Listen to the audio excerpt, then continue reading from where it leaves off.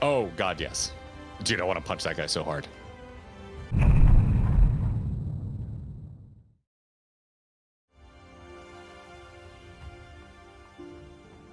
I lost health coming in here? I don't know. My health bar splashed. God, it's good to be back amongst friends, not to mention my dear sister. I have not seen her for some time, but I gather she is as keen to press on with our plans as I am. And you've seen quite a lot of the first yourself now, more than enough to appreciate the scale of the obstacles we face. Let us lay out our discoveries before the Exarch and discuss what must be done. Shall we talk to the Exarch? Yeah, absolutely. He's got a big old thing. We got the two twins together. Like, yeah, let's see what he has to say about it. Probably. We think it's a cinematic, right? Probably. Yeah. I would say it's got the chapter beginning thing. All right. 3, 2, 1, go. Hey. Just in case he just starts going.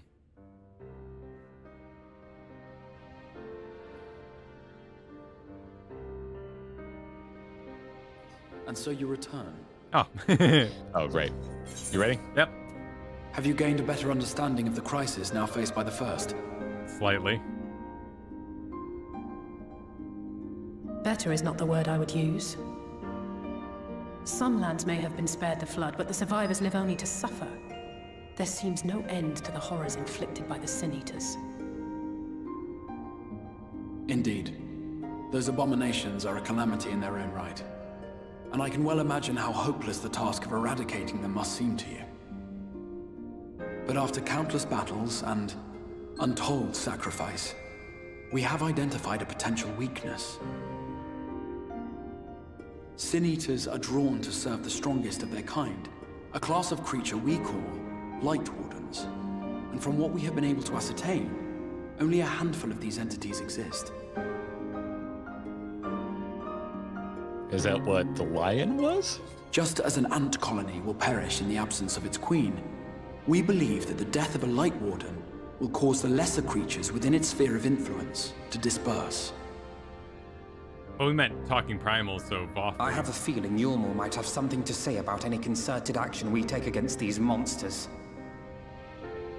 Vorthra's command over the Sin Eaters is integral to Yulmoran society. In seeming to guarantee his people's safety, it guarantees their obedience. He will not take kindly to us depriving him of such useful allies. Agreed. Thus we will need to occupy or otherwise divert his forces whilst we proceed with the business of eliminating the Wardens. Until we have done so, all other considerations must be set aside if we are to forestall the 8th Umbral Calamity.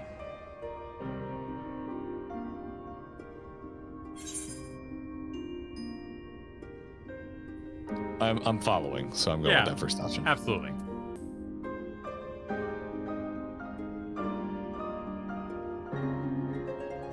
Your uncertainty is understandable, given the circumstances. Perhaps a more detailed explanation is in order. To begin at the beginning, then.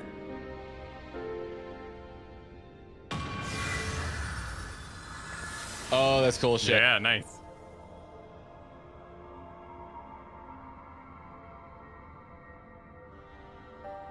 In the ancient past, a single star was divided into 14 High-end worlds. PowerPoint. This is the source, your home. These others are the 13 shards, in whose number we find the first. Though physically separate, they retain a connection to each other, and with the source especially. Now, let us assume that a given element in one of the shards attains abnormal ascendancy.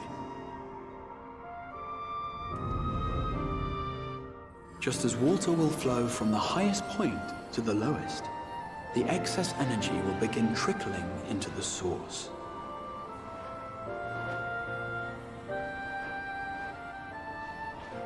And such an influx of ether will of course exert a palpable influence. If the element in question were fire, then drought and wildfires might ensue. If it were ice, one might expect the weather to turn bitterly cold. As ether continues to pour in, such phenomena will become more and more extreme, until eventually, a single, untimely event triggers a disaster which cracks the barrier dividing the two worlds.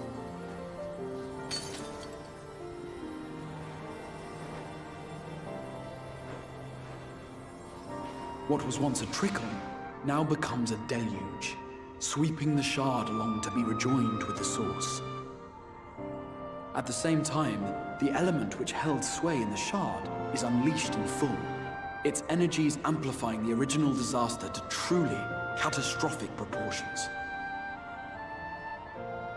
An earthquake thus magnified might strike with enough force to shatter continents. A tidal wave might swell to a size capable of drowning entire nations. These devastating events are what we refer to as umbral calamities. 7 times has a calamity befallen the source. 7 times has a shard been absorbed.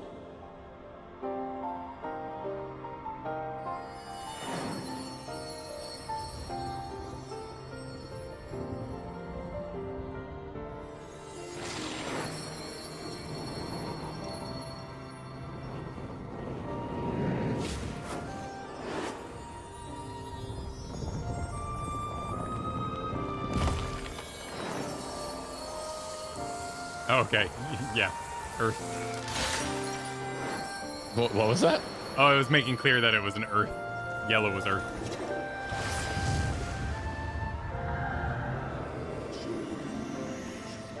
Interesting.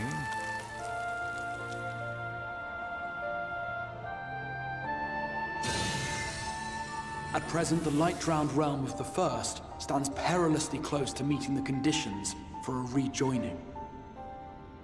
It is the Sin Eaters who are to blame for the Light's continued dominance. In addition to attracting their lesser kin, the Light Wardens I mentioned earlier radiate ether, saturating every corner of their territory with light.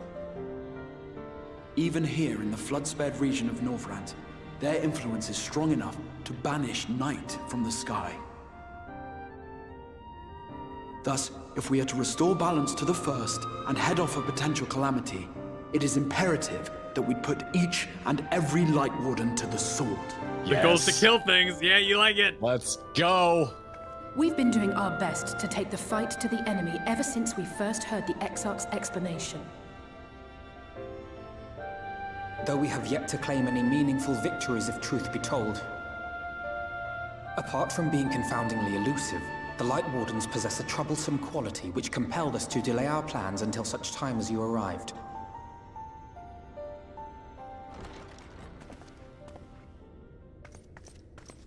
Forgive the interruption, my lord, but Hallminster Switch is requesting reinforcements. They say the Sin Eaters are attacking in force, and the village could soon be overrun.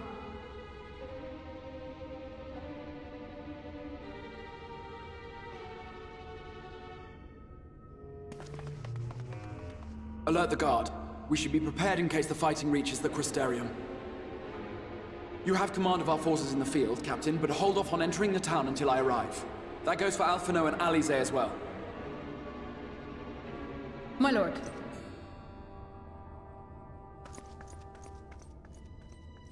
Pray, lend us your strength.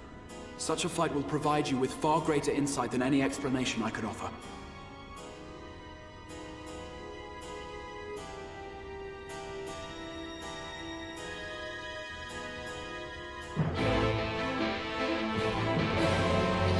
Boy, that was a lot. Yeah.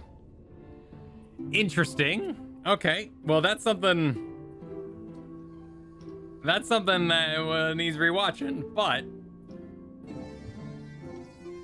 so I know that when the other worlds merged, there were calamities, but I never really thought about how that plays into the world that was destroyed when Dalamud came back. Because I thought. Yeah, because Bahamut brought about a calamity by showing up. So I guess he was co-exploding a world while doing it? Since a calamity is a rejoining of sorts? So I need to rewatch that with that in mind, because how did Bahamut and Dalamud? So every time there's been a calamity, there's been a rejoining. Yeah, that's basically right. Like the rejoining, full title is like all the worlds being one in one big go, but many rejoinings when the worlds kind of leak into each other cause calamities. And it seems like, of course, people try to force these. They like sense maybe the flow of like fire into the world, and they're like, oh, let's get crazy and like light everything on fire. It's gonna be great, guys. And they cause a calamity because people cult us out and stuff. Well, that's the kind of thing. So I don't think Bahamut was necessarily the effect, more so than the cause.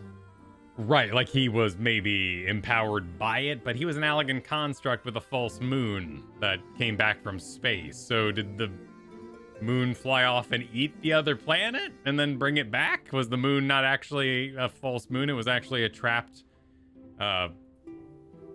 number. What was it, 13 or 7 or something like in there? I'd have to watch it again to see the exact numbers, but it looked like it was a trapped world basically that maybe the Allegans hijacked from space. That's an interesting. Well, there's also like they're talking about a flow once the crack happens. It doesn't all happen at once, right? So like, right. Was that like was Bahamut intercepting that? That's what made him so damn powerful. And there was definitely, they started doing like the earth thing, and they're like rocks and water. And then when they did the final one, which would have been the most recent calamity, they kind of did like a like red thing. That was very Dalamud kind of red. Yeah. Do we have a planned stopping point for tonight?